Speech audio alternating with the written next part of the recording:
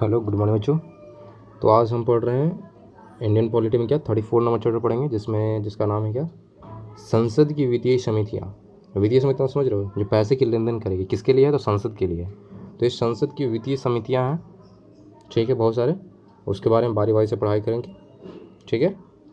तो शुरू करते हैं। वित्तीय मतलब समझ गए ना, पैसे की लेन देन, वित्तीय मतलब पैसा, सिंपल। तो फर्स्ट जो समिति उसका नाम है प्राक्कलन समिति।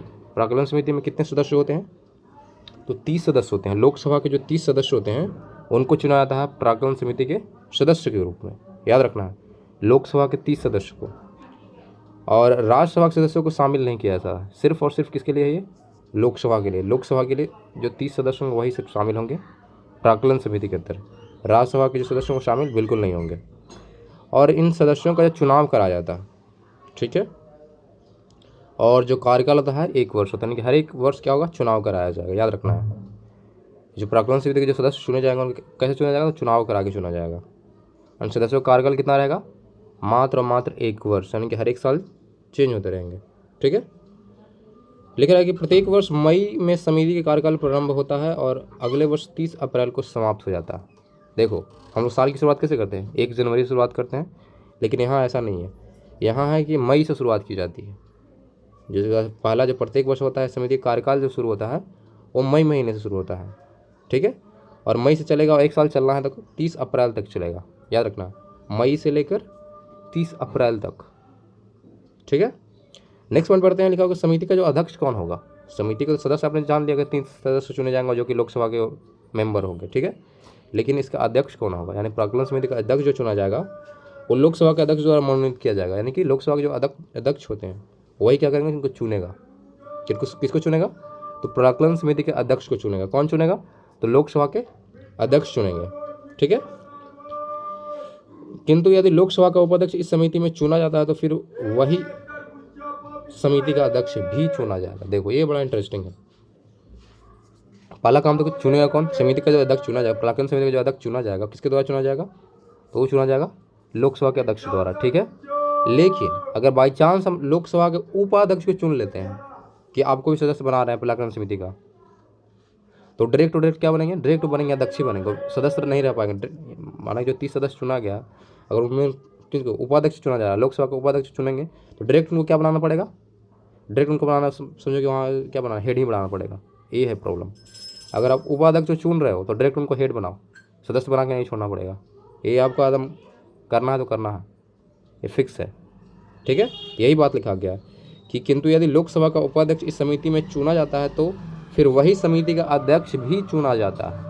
यानी कि डायरेक्ट वो अध्यक्ष पे अपॉइंट होंगे, सीट पे नहीं, नॉर्मल अध्यक्ष, डायरेक्ट अध्यक्ष, ठीक है।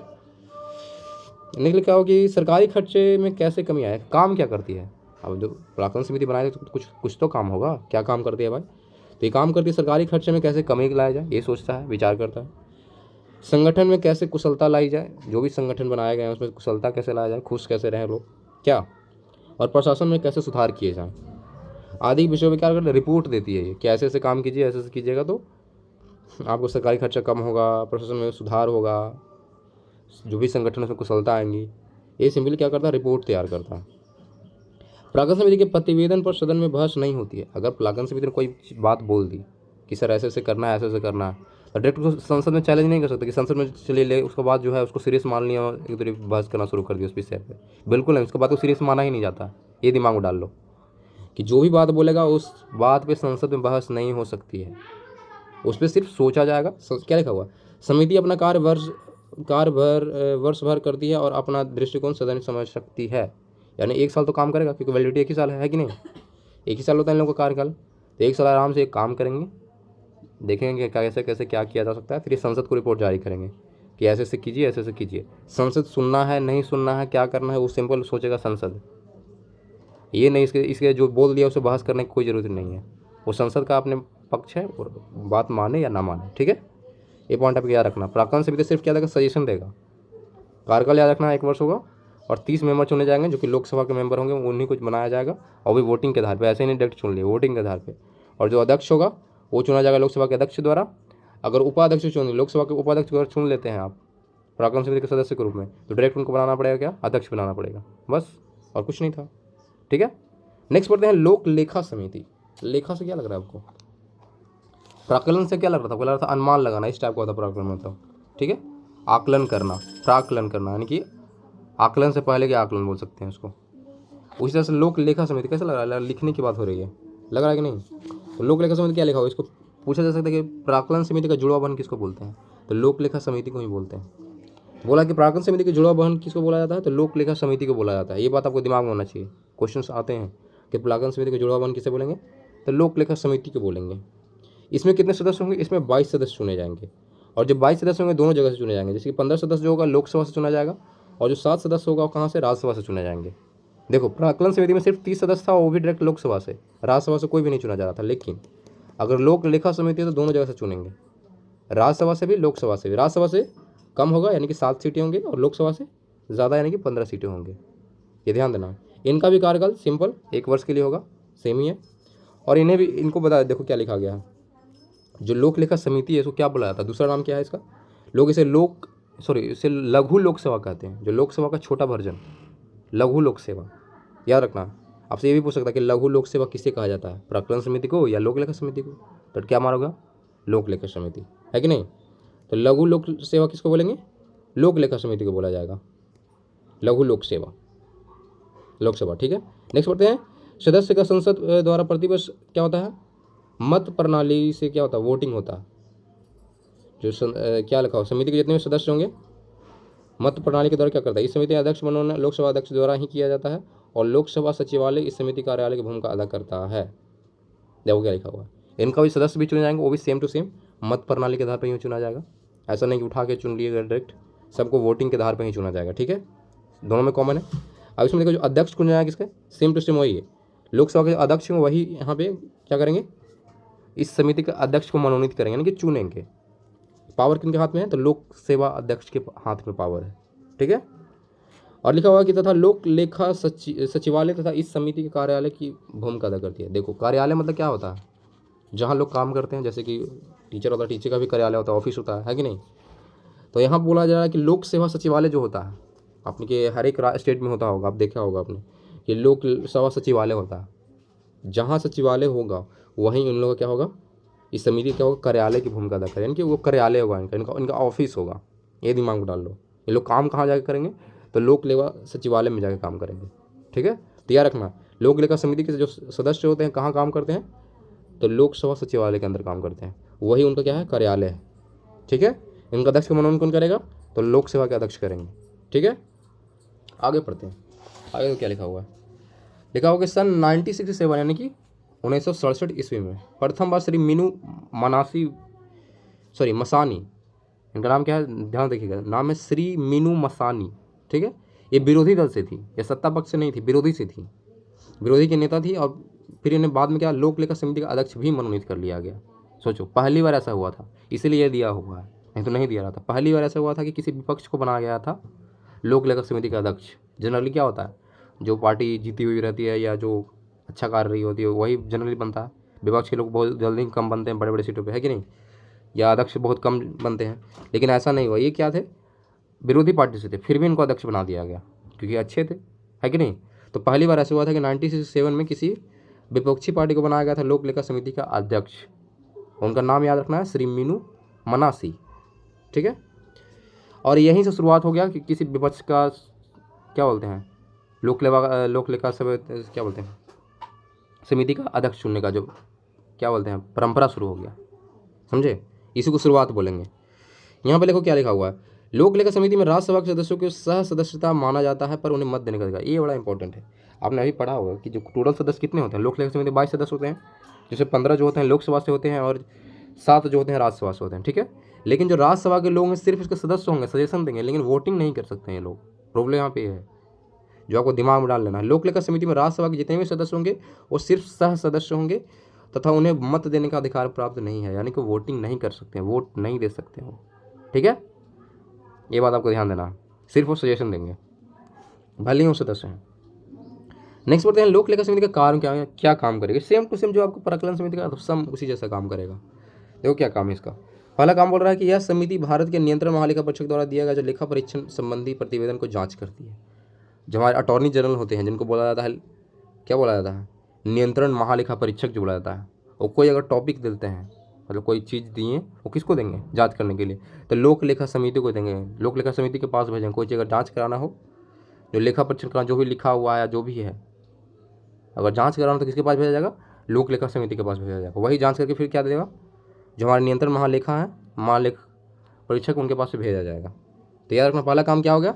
नियंत्रण महालेखा परीक्षक द्वारा जो भी काम दिया जाएगा उसको जांच करना।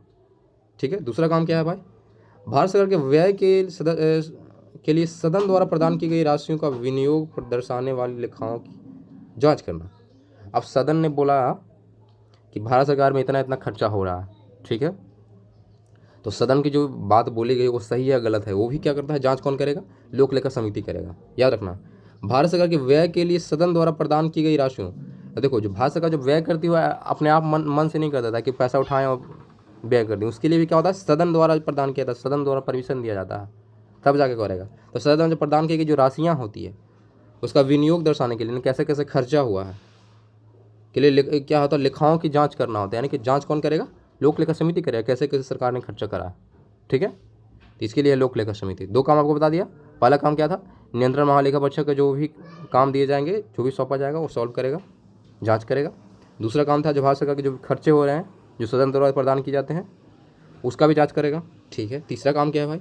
संसद द्वारा प्रदान की गई धनराशि के अतिरिक्त धनराशि को व्यय किया गया हो तो समिति उन परिस्थितियों में जांच करती है। अब हमारा संसद ने कुछ पैसे दिए भारत सरकार को कि इतना खर्च कीजिए, इससे ज़्यादा खर्च नहीं होगा। ठीक है। अब सरकार ने मन मौजी ज़्यादा खर्चा कर दिया, उससे भी ज़्यादा पैसा खर्च कर दिया, तब तो रिपोर्ट तो देना पड़ेगा। तो उसकी जाँच कौन करेगा भाई कि ज़्यादा खर्चा हुआ है कम खर्चा हुआ? तो उसका भी जाँच कौन करेगा? हमारा लोक लेखा समिति करेंगे। लोक लेखा समिति के जितने भी सदस्य हैं वो जाँच करेंगे बैठ के आराम से। ठीक है। अगर आप ज़्यादा पैसा खर्च हो तो भी जाँच होगा, कैसे कैसे खर्चा करा वो भी जाँच होगा, सोच लो। चौथा काम क्या है कि समिति राष्ट्रपति के वित्तीय मामलों के संचालन, अपव्यय, भ्रष्टाचार, अकुशलता की कमी के किसी प्रमाण को खोज सकती है। देखो ये राष्ट्रपति के पीछे पड़ जाता है, इसके पास इतना पावर है। लोक लेखा समिति राष्ट्रपति के पीछे भी पड़ सकता है। राष्ट्रपति ने कितना खर्चा करा, राष्ट्रपति के जो भी वित्तीय मामले होंगे, वित्तीय मामले तो क्या पैसे की बात है, तो जो भी राष्ट्रपति ने खर्चा करा हो सकता है वो भ्रष्टाचार भी कर गए होंगे।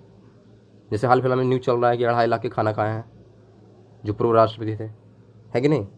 तो वो सारा जांच कौन किया है? लोक लेखा समिति के सदस्यों ने करा, लोक लेखा समिति ने करा। तो वही अगर राष्ट्रपति ने क्या खर्च करा, क्या भ्रष्टाचार करा, सब जांच कौन करेगा? लोक लेखा समिति करेगा। और रिपोर्ट भी दे सकता है और दोषी भी ठहरा सकता है, इतना पावर है, सोच लो। ठीक है। नेक्स्ट बढ़ते हैं, लोक लेखा समिति अपना प्रतिवेदन लोकसभा को देती है। देखो ये जो सौंपेगा जांच करने के बाद किसको सौंपेगा? तो लोकसभा को देगा। ये नहीं कि डायरेक्ट संसद को राज्यसभा को दे रहा है, ऐसा नहीं है, डायरेक्ट ये लोकसभा को देगा। लोक लेखा समिति जो भी अपना रिपोर्ट्स निकालेगा, जारी करेगा, जैसे हिंडनबर्ग कैसे होता है अपना रिपोर्ट दिखाता है तो सारी बड़ी बड़ी कंपनियाँ गिर जाती है, उसी तरह से हिंडनबर्ग समझ लो इसको। लेकिन ये लोक लेखा समिति मात्र 1 साल के लिए वैलिड, 1 ही साल ये काम करती है, 1 साल में सारा कट्टा छट्टा निकाल के दिखा देती है। तो याद रखना, लोक लेखा समिति अपना प्रतिवेदन किसको देगा? लोकसभा को देती है। अगर अनियमितताएं, क्या लिखा हुआ है? अनियमितताएं मतलब क्या, कुछ गड़बड़ी है तो उन पर संसद में बहस हो और उन पर प्रभावी कदम उठाए जा सकते हैं। अगर लोक लेखा समिति ने जांच करा, कुछ भ्रष्टाचार वाला मामला निकल गया तो सवाल तो करेगा भाई। तो संसद में क्या होता है? बहस होता है कि पैसा खर्चा कैसा होगा, और फिर उससे क्या होता है? कड़ा कदम उठाया जाता है, प्रभावी कदम उठाए जाते हैं। अगर आपने भ्रष्टाचार किया तो आपको हो सकता है हटा दिया जाए, है कि नहीं? तो ये बात है। इसके बाद जो भी लोक लेखा समिति बोलेगा उस पर क्या होगा? बहस होगा संसद के अंदर, अगर गड़बड़ी पाया गया तो। ऐसा नहीं कि नॉर्मल चीज़ है तो गड़बड़ी थोड़ी बहस करेगा, है कि नहीं? तीसरा पढ़ते हैं, सरकारी उपकरणों की स्वीकृति। ये देखो इसका नाम ही है सरकारी उपकरणों की स्वीकृति। ये समिति आपको याद रखना है, ध्यान देना है। ठीक है, शुरू करते हैं। सरकारी उपकरणों की समिति यानी कि सरकारी काम करने के लिए जो है समिति बनाया गया, जनरली लग रहा है नाम से ही। तो पहला क्या, कृष्ण मेनन समिति की संस्तुति पे बनाया गया। किसके संस्तुति पे बनाया गया ये पूछा सकता है, किस समिति के आधार पर बनाया गया ये पूछ सकता है। तो ये दिमाग में डाल लीजिए, कृष्ण मेनन समिति जो कि 1963 में आया था, 1963 में आया था। कृष्ण मेनन समिति 1963 में सार्वजनिक उपकरणों पर नियंत्रण के लिए लोकसभा ने सार्वजनिक उपकरण समिति व्यवस्था की। सार्वजनिक उपकरण मतलब समझ रहे हो? जो भी हमारा क्या बोलते हैं सार्वजनिक, मतलब सबके लिए जो होगा, जो भी काम हो रहा है उसका नियंत्रण कैसे होगा, क्या होगा, इसके लिए बनाया गया था। सरकारी उपकरणों की समिति बनाया गया था। किसके आधार पर बनाया गया था ये दिमाग में रखना, कृष्ण मेनन समिति के आधार पर बनाया गया, उसके संतुति के आधार पर बनाया गया था। जो कृष्ण मेनन समिति आया था वो कब आया था? तो 1963 में आया था, और 1963 में ये बनाया गया था। नहीं, सरकारी उपकरणों की समिति जो बनाया गया था वो बनाया गया था 1963 में, ये ध्यान देना। कृष्ण मेनन समिति नहीं, जो सरकारी उपकरणों की समिति वो बनाया गया 1963 में। ठीक है, किस किस आधार पे? तो क्रिस्टमैन समिति के आधार पे। बस इतना ही याद रखना। इसमें भी सदस्य कितने होंगे? 22 सदस्य होंगे। जैसे कि लोक लेखा समिति में कितने सदस्य? 22 सदस्य। इसमें भी 22 सदस्य, सेम टू सेम वही रहने वाला, सीट भी सेम है।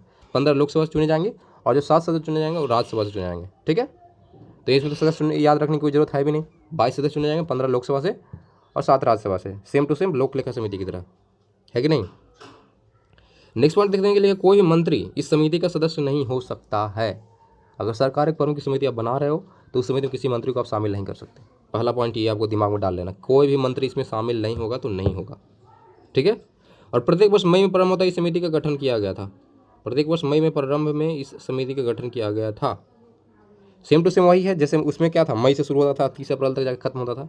यहाँ भी वही है, जब शुरुआत जो होती है सत्र की, वो क्या होता है, कार्यकाल शुरू होगा सरकार गठन समिति का, वो मई से शुरू होगा। ठीक है, प्रत्येक वर्ष मई में प्रारंभ इस समिति का गठन किया जाता है और हर एक साल गठन किया जाएगा, नया नया हर एक बार बनाया जाएगा, क्योंकि एक साल इसका वैलिडिटी है, इसका भी वैलिडिटी एक साल है, लोक लेखा समिति का वैलिडिटी एक साल था। तो हर एक साल क्या होगा, मई में बन के तैयार हो जाएगा। अब मई से फिर शुरू होगा, 30 अप्रैल तक चलेगा, फिर से मई में नया बनेगा। ठीक है, ये दिमाग में डालना। समिति का जो अध्यक्ष होगा लोकसभा अध्यक्ष द्वारा नामजद किया जाएगा, सेम टू सेम जिस तरह से लोक लेखा समिति में था, जिस तरह से प्राक्कलन समिति में था। जितनी भी समिति हैं सब में जो है अध्यक्ष कौन चुन रहा है, तो जो लोकसभा का अध्यक्ष है वही अध्यक्ष चुन रहा है।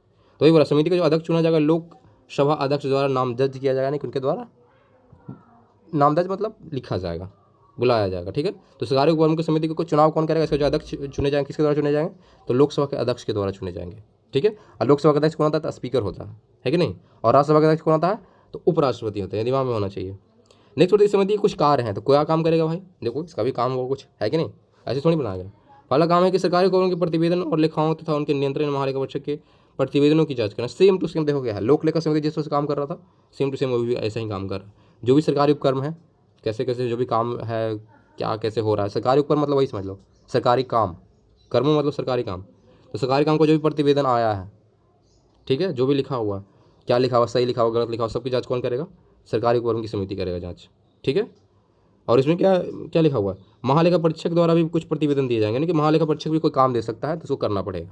ठीक है, दूसरा पॉइंट याद रखना कि ऐसे विषयों की जांच करना जो कि संसद या अध्यक्ष द्वारा निर्दिष्ट किए जा रहे, यानी कि संसद ने कोई बोला, कोई विषय दिया। देखो ऐसा उसमें नहीं था, प्राक्कलन समिति में ऐसा नहीं था, लोक लेखा समिति में भी ऐसा नहीं था कि संसद कोई काम बोले। लेकिन इसमें क्या होगा, सरकारी उपक्रम की समिति में संसद बोलेगा इसको, संसद ने कोई काम बोला कि ऐसा ऐसा बात है, इसको जांच कीजिए। तो संसद या अध्यक्ष, हो सकता है लोकसभा के अध्यक्ष भी बोल सकते हैं कि इस विषय पर आप जांच करके हमको रिपोर्ट दीजिए। ठीक है, तो संसद या अध्यक्ष द्वारा जो भी निर्दिष्ट विषय, निर्दिष्ट मतलब क्या, दिखाया हुआ, मतलब जो बोला गया, जो विषय में बोला गया उसी विषय में, फालतू नहीं देखना, चेक करना। ठीक है, तो निर्दिष्ट मतलब वही हो गया। अगर संसद या अध्यक्ष बोलता है कि इस विषय पर हमको जांच करके दीजिए, तो ये जांच करेगा। कौन जांच करेगा? तो सरकारी उपक्रम की समिति करेगा। तो दो काम आपको पता चल गया, जितने भी सरकारी काम होंगे वो सही से हो रहा है या नहीं हो रहा है उसकी जांच करेगा। साथ में जो क्या बोलते हैं महालेखा नियंत्रण परीक्षक जो है, और कोई काम देता है तो वो करेगा। दूसरा आपने ये पढ़ा कि अगर संसद या अध्यक्ष द्वारा कोई भी काम दिए जाते हैं तो करेगा। ठीक है, तो ये था हमारे सरकारी उपक्रम की समिति, ये फिनिश हो गया। ठीक है, अब आते हैं, देखो ये सारे तो थे कि कौन सी समिति, हाँ पैसे से लेन देन की बात थी, सारे जो भी थे सारे कितना था, सब के सब क्या था, वित्तीय समितियाँ था, पैसे से लेन देन की बात है। लेकिन इसके अलावा भी कुछ अन्य समितियाँ हैं, जैसे कि कार्य मंत्रणा समिति। ध्यान दीजिए, कुछ एक्स्ट्रा में समितियाँ जो कि नाम आपको पता होना चाहिए, क्या है क्या नहीं है, बेसिक पता होना चाहिए। ठीक है, तो पहला था कार्य मंत्रणा समिति। कैसा लग रहा है? कार्य मंत्रणा, काम ही से लग रहा है, कुछ काम करने वाला, कुछ ऐसा लग रहा है। मंत्र मतलब लग रहा है कुछ नियम कानून होगा, इस टाइप का लग रहा है ना। कार्य मंत्रणा समिति लिखा है। लोकसभा में कार्य मंत्रणा समिति के अध्यक्ष जो है सहित 15 सदस्य होते हैं, यानी कि कुल सदस्यों की संख्या इसमें क्या होगी, ये पूछा जा सकता है आपसे। ये कार्य मंत्रणा समिति में कुल सदस्यों की संख्या कितनी होगी? तो 15 को भी अध्यक्ष को जोड़कर क्या लिखा हुआ, अध्यक्ष सहित 15 सदस्य होते हैं। ठीक है, लोकसभा का अध्यक्ष जो होगा इसका पदेन अध्यक्ष। देखो यहाँ पे थोड़ा टर्निंग पॉइंट है। इससे पहले जितने भी समितियाँ था उसमें क्या था, लोकसभा का अध्यक्ष जो है चुन रहा था, लेकिन कार्य मंत्रणा समिति का हेड ही रहेगा लोकसभा का अध्यक्ष। सोच लो, इससे पहले जितने भी समितियाँ उसमें क्या था, वो चुन रहा था, दूसरे लोगों को चुन रहा था अध्यक्ष के रूप में, लेकिन इसमें क्या खुद अध्यक्ष बन गया। तो ही बोल रहा है लोकसभा के कार्य मंत्रणा समिति के अध्यक्ष जो होते हैं, सॉरी अध्यक्ष सहित कितने 15 सदस्य होते हैं। और साथ में बोला कि लोकसभा का जो अध्यक्ष होता है इसका पदेन अध्यक्ष होता है। राज्यसभा की कार्य मंत्रणा समिति में देखो या दो मंत्रणा समिति बना जा सकते हैं। एक होता है केंद्र में, तो उसको क्या बोलेंगे, राज्यसभा की कार्य मंत्रणा समिति, और एक होता है लोक सेवा अध्यक्ष, सॉरी क्या बोलते हैं, लोक सेवा की कार्य मंत्रणा समिति। एक होगा लोकसभा के लिए अलग होगा, एक होगा राज्यसभा के लिए अलग होगा। तो दोनों पॉइंट आपको ध्यान में रखना है कि जो कार्य मंत्रणा समिति बनाई जाएगी दोनों जगह बनाई जाएगी। बाकी जो समिति थी वो दोनों जगह नहीं था, ये है दोनों जगह होगा, लोकसभा के लिए अलग और राज्यसभा के लिए अलग। तो वही बोला गया कि जो लोकसभा के जो कार्य मंत्रणा समिति उसका अध्यक्ष कौन होगा, हमारे लोकसभा के अध्यक्ष होंगे। अगर वही राज्यसभा की जो कार्य मंत्रणा समिति होगा उसका अध्यक्ष कौन होगा, तो सभापति होगा। राज्यसभा का जो सभापति होता है वही होगा। राज्यसभा का सभापति कौन होता है, तो उपराष्ट्रपति होते हैं। तो उपराष्ट्रपति क्या होंगे, इसके कार्य मंत्रणा समिति क्या होंगे, अध्यक्ष होंगे। तो ये बात दिमाग में डाल लो कि जो जिसका हेड है, लोकसभा का हेड है कोई, तो उसी को बना दो कार्य मंत्रणा समिति का अध्यक्ष। ठीक है, अगर राज्यसभा की कार्य मंत्रणा में आता हो तो राज्यसभा का जो हेड होता है उसको बना दो कार्य मंत्रणा समिति का अध्यक्ष बना दो, सिंपल सी बात। ठीक है, सिर्फ आपको ये पॉइंट रखना है, 15 सदस्य होते हैं, बाकी तो आपको याद होगा यार। ठीक है, नेक्स्ट पॉइंट पढ़ते हैं। नेक्स्ट जो समिति उसका नाम है गैर सरकारी सदस्यों के विधेयकों तथा संकल्प संबंधी समिति। क्या लग रहा है, गैर सरकारी, प्राइवेट टाइप का लग रहा है, सरकारी जो नहीं है। ठीक है, तो गैर सरकारी के विधेयकों तथा संकल्प संबंधी, यानी कोई नियम कानून लागू किया गया है गैर सरकारी के लिए, कुछ संकल्प है, ठीक है, उसी संबंधी एक समिति बनाया गया। क्या है भाई, इसमें देख लेते हैं। तो इसमें चुना है कि इसका जो गठन है लोकसभा में किया जाता है, लोकसभा के अंदर ही कर दिया जाता है। देखो इसमें एक प्रॉब्लम है, ये गैर सरकारी सदस्यों के विधेयकों तथा संकल्प समिति है, इसका जो गठन का होगा लोकसभा के अंदर ही कर दिया जाए, बाहर नहीं, लोकसभा से बाहर, लोकसभा के अंदर ही कर दिया जाता है।